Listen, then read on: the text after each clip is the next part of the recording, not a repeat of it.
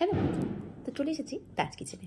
আজকে বানিয়ে দেখা দেবো চানা পনির। আর এই চানা পনিরটা একদম সহজভাবে বানানো যায়। অনেকে বিয়েবাড়ির স্টাইলে বানান, কিন্তু স্বাদ অনেক সুন্দর আসে সত্যি বিয়েবাড়ির। কিন্তু নিজের মতো করেও কিছু সময় বানিয়ে দেখা ভালো, সেটাও কিন্তু খেতে ভীষণ ভালো লাগে।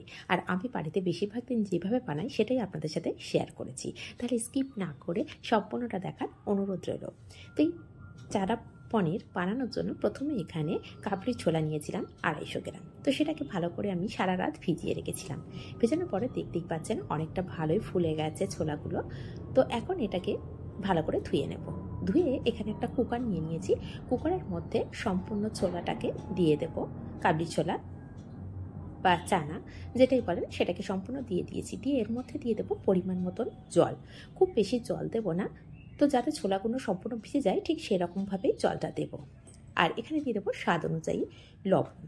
আর এখানে একটা তেজপাতা নিয়েছি, সেটাকে 2 টুকরো করে দিয়ে দিলাম। এখন দিয়ে দেবো একটু কালারটা ভালো আসার জন্য সামান্য পরিমাণে হলুদ দিয়ে একটু ভালো করে মিশিয়ে নিচ্ছি। নিয়ে এই কুকারের ঢাকনাটা দিয়ে 3টে থেকে 4টে সিটি দিয়ে নেব। যতক্ষণ সিটিটা হচ্ছে এদিকে আমি মশলাটা কষে নেব। তো এখানে আমি 3 টেবিল চামচ সর্ষের তেল ব্যবহার করেছি।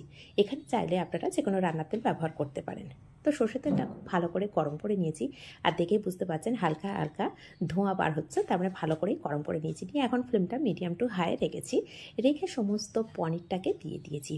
দিয়ে পনিরটাকে ভালো করে ভাজা করে নেব। অনেকে হালকা ভাজা পছন্দ করেন, কিন্তু আমার কাছে একটু কালারটা বেশ গোল্ডেন ব্রাউন আসবে, সেটা কিন্তু ভীষণ ভালো লাগে। সেই জন্য আমি একটু কালারটা ভালো করেই নিচ্ছি। সম্পূর্ণ সমস্ত সাইডটা যাতে ভালো করে ভাজা হয় সেই জন্য একটা একটা করে দেখুন ঘুরিয়ে ঘুরিয়ে সমস্তটাই ভালো করে ভাজা করে নিয়েছি। আর কালারটা দেখুন কতটা সুন্দর এসেছে। এখন সমস্ত পনিরটাকে একটা বাটির মধ্যে আমি তুলে নিচ্ছি। তো এটাকে একটা বাটির মধ্যে রেখে দিলাম। দিয়ে এখন ফোড়ন দেব। তো এর মধ্যে প্রথমে দিয়ে দিলাম সামান্য একটু দালচিনি, একটা তেজপাতা, আর দিয়ে দিলাম একটা এলাচকে ফাটিয়ে নিয়েছে সেটা দিয়ে দিলাম। আর কয়েকটা লবঙ্গ দিয়ে দিলাম 5-6 টুকরো। এখন দিয়ে দেবো হাফ চা চামচ জিরে। এইটা কয়েক সেকেন্ড একটু নাড়াচাড়া করে নেব। যেই হালকা, আর এই সময় না ফ্লেমটা একদম লো করে রাখতে হবে, যেহেতু তেলটা গরম আছে। আর কয়েক সেকেন্ড ভাজার পরে ফোড়নটা থেকে খুব সুন্দর একটা গন্ধ আসবে। ঠিক সেই পর্যায়ে এখানে আমি দিয়ে দিলাম 3 চামচ পেঁয়াজ আর কাঁচা লঙ্কা বাটা। এতে করে গ্রেভিটা খুব সুন্দর হবে, সেই জন্য পেঁয়াজটা আমি কুচি করে দিলাম না, আমি পেঁয়াজটা পেস্ট করেই দিয়েছি। আর এখানে দিয়ে দিলাম 1 টেবিল চামচ আদা রসুনের পেস্ট। দিয়ে ভালো করে একটু নাড়াচাড়া করে নিলাম। নিয়ে দেখুন হালকা বেশ ফোনা ফোনা হয়ে গেছে, মশলা থেকে হালকা সুন্দর একটা গন্ধ আসছে, যেহেতু আদা রসুনের কাঁচা গন্ধটা চলে গেছে। তো সেই পর্যায়ে দিয়ে দিলাম সামান্য পরিমাণে লবণ। আর এই লবণটা একটু খেয়াল করে দিতে হবে, কারণ যখন আমি চানাটা সিদ্ধ করছিলাম সেই সময় কিন্তু লবণ দেওয়া রয়েছে, সেই জন্য লবণটা একটু বুঝে দিতে হবে। যদি প্রয়োজন পড়ে পরে লবণটাও ব্যবহার করতে পারেন। এখন 2টো টমেটো পিউরি করে রেখেছিলাম সেটাকেই দিয়ে দিলাম, বা পেস্ট করে রেখেছিলাম সেটাকে দিয়ে দিলাম। দিয়ে এই মশলার সঙ্গে খুব ভালো করে কষে নেব। যত ভালো এই সময় মশলাটা কষানো হবে তত ভালোই কিন্তু এই চানা পনিরটা টেস্ট হবে। তো এখন মিক্সি জারে বেটে নিয়েছিলাম, সেই মিক্সিটা সামান্য ধুয়ে একটু জল দিয়ে দিলাম। তো এখানে দিয়ে দেবো সামান্য পরিমাণে হলুদ। হলুদটাও কিন্তু আগে দিয়েছিলাম, সেই জন্য অল্প পরিমাণে দিতে হবে। আর দিয়ে দিলাম এখানে হাফ চা চামচ লঙ্কা গুঁড়ো। লঙ্কাটা অবশ্যই নিজেদের পছন্দ মতো কম বেশি করে নিতে পারেন। আর দিয়ে দেবো হাফ চামচ জিরে গুঁড়ো, হাফ চামচ ধনে গুঁড়ো। দিয়ে এই মশলা কটা দিয়ে ভালো করে একটু কষে নেব। আর এই পর্যায়ে ফ্লেমটাকে আমি মিডিয়ামে রেখেছি, বেশি হাই ফ্লেমে রাখবো না, মিডিয়াম ফ্লেমে। এটা যত ভালো করে কষে নেব না তত ভালো একটা মশলা থেকে গন্ধ আসতে শুরু করবে। আর তেলোটা ওটা ভাব যখন হবে মশলাটা তো খুব ভালো করে কষানো হয়ে যাবে। আর আবারও বলছি, মশলা যত ভালো কষানো হবে ততটাই কিন্তু টেস্ট বেশি আসবে। তো এখন দেখুন জলটা একদম শুকিয়ে গেছে আর ওপর থেকে কিন্তু তেল ছাড়তে শুরু করেছে। তো এই পর্যায়ে আরও ভালো করে আমি কষে নেব। যদি দেখেন এই পর্যায়ে একদম শুকনো হয়ে যাচ্ছে, তো সামান্য 1-2 চামচ জল দিয়েও ভালো করে কষিয়ে নিতে পারেন। তো ভালো করে মশলাটা কিন্তু একদম কষানো হয়ে গেছে আর তেল উঠে গেছে, আর মশলাটা দেখুন কতটা পরিমাণে কমে গেছে। এই পর্যায়ে বুঝতেই পারছেন যে মশলাটা কত ভালো কষানো হয়ে গেছে।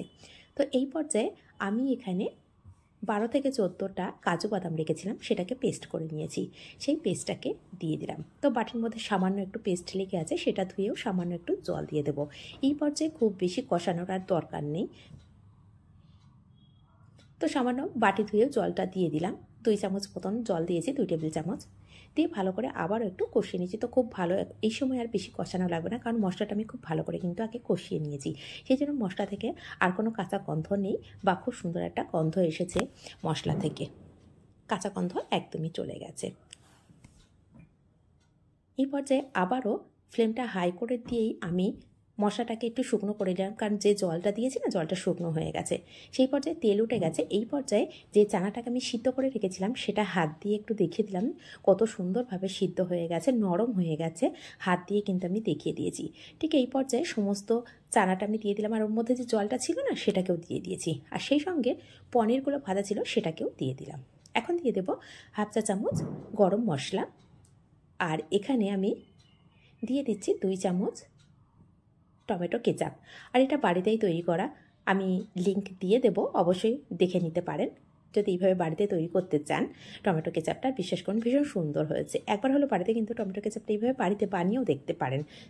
আর এখন টমেটোর দাম কম, প্রচুর পরিমাণে টমেটো উঠেছে, অল্প টমেটো দিয়ে অনেকটাই কেচাপ রেডি করে নিতে পারবেন। এখন উপর দিয়ে ছড়িয়ে দিলাম কাসুরি মেথি। এটা আমি 1 টেবিল চামচ নিয়েছিলাম, নিয়ে হালকা গরম করে নিয়েছিলাম, গরম করে গুঁড়ো করে দিয়ে দিলাম। আর এখানে দিয়ে দিলাম 1 চা চামচ চিনি। এই চিনিটা কিন্তু পরিমাণটা নিজেদের পছন্দ অনুযায়ী করে নিতে পারেন, কম দিলে কম দিতে চান। তো আমার কাছে মনে হয় এই চানা পনিরের মধ্যে না সামান্য একটু চিনির পরিমাণটা দিলে একটু মিষ্টি মিষ্টি হয়, একটু ঝাল ঝাল হয়, খেতে কিন্তু ভীষণ ভালো লাগে। একবার হলেও এভাবে দিয়ে বাড়িতে বানিয়ে দেখতে পারেন। আর ওপর থেকে 2টো কাঁচা লঙ্কা দিয়েছি। আর দিয়ে সমস্ত মশলাগুলো যখন আমি দিচ্ছিলাম, শুকনো উপকরণগুলো, তখন কিন্তু ফ্লেমটা মিডিয়াম টু লো করে রেখেছিলাম। এখন মিডিয়াম টু হাই করে দেব, দিয়ে এখন 1.5 থেকে 2 মিনিট আমি ভালো করে ফুটিয়ে নেব, কারণ আমি বেশি পরিমাণে গ্রেভিটা রাখবো না, আবার খুব কমও রাখবো না, ঠিক এই পর্যায়ে নামিয়ে নেব। সেই জন্য মিডিয়াম টু হাই দিয়েছি। একবারে হাই দিলে না গ্রেভিটা একদম শুকনো হয়ে যাবে। আর কোথা থেকে দেখছেন কমেন্ট করতে কিন্তু একদমই ভুলবেন না। আর এখন 10 মিনিট ঢাকা দেওয়ার পরে আমি ঢাকনাটা খুলে সার্ভ করে দেখাবো আপনাদের সামনে। আর এখানে আরেকটা কথা বলে রাখি, এখানে কিন্তু আমি কাশ্মীরি লঙ্কা ব্যবহার করিনি, তারপরেও দেখুন কালারটা কত সুন্দর এসেছে। যদি কাশ্মীরি লঙ্কা ব্যবহার করা হয় না, এর কালারটা একদম বিয়েবাড়ির মতন আসবে।